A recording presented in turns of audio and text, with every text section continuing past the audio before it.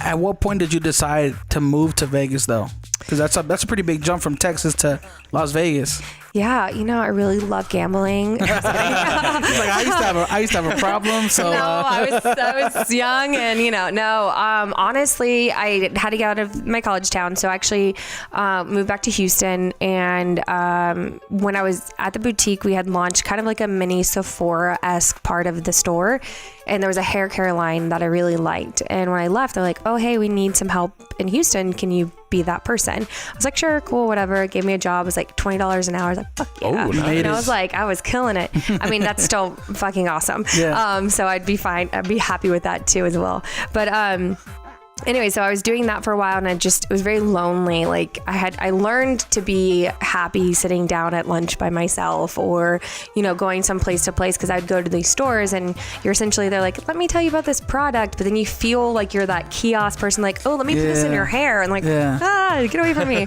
But it was still cool when you got to connect with people. And I was sitting there and a Zappos commercial came on, and I was like, "Oh, cool. What's this?" And I, missed what I had being a buyer.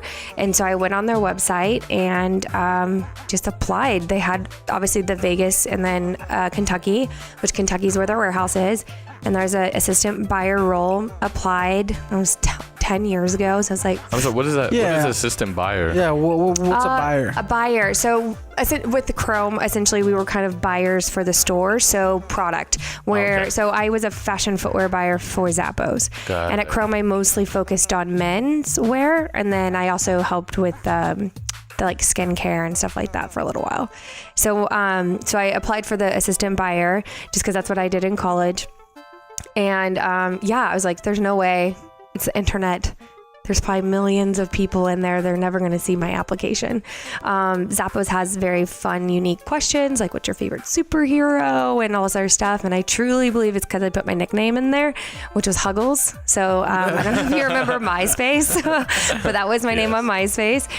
Because growing up, I just give everyone a hug before I left the room. So people would just call me Huggles. And that gets exhausting, obviously, when you have a family of 50. So, family reunion be like, oh gosh, I'm not getting out of here anytime soon. Yeah, my parents like, come on. I'd forget names. Yeah, right. That can happen. Like, what's up, cuz? Oh, hey, good to see you. What up, cuz? Yeah. But yeah, so I think that really helped. And then I did a Skype interview, and it's really funny because Zappos also had 6pm.com, and I didn't realize that. Like, I went to Zappos and I applied, and apparently I applied for 6pm. So I'm Skype interviewing with them, and they're like, "Okay, cool. So what is it that you like about 6pm.com?" I'm like, what?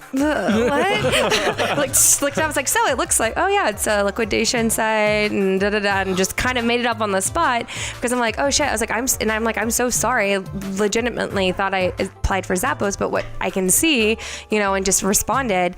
And luckily they were impressed with my recovery and flew me out, and I did the whole day interview, and it was really cool, and ended up coming out for the fashion footwear team. So I bought footwear for Zappos for about 2.5 years.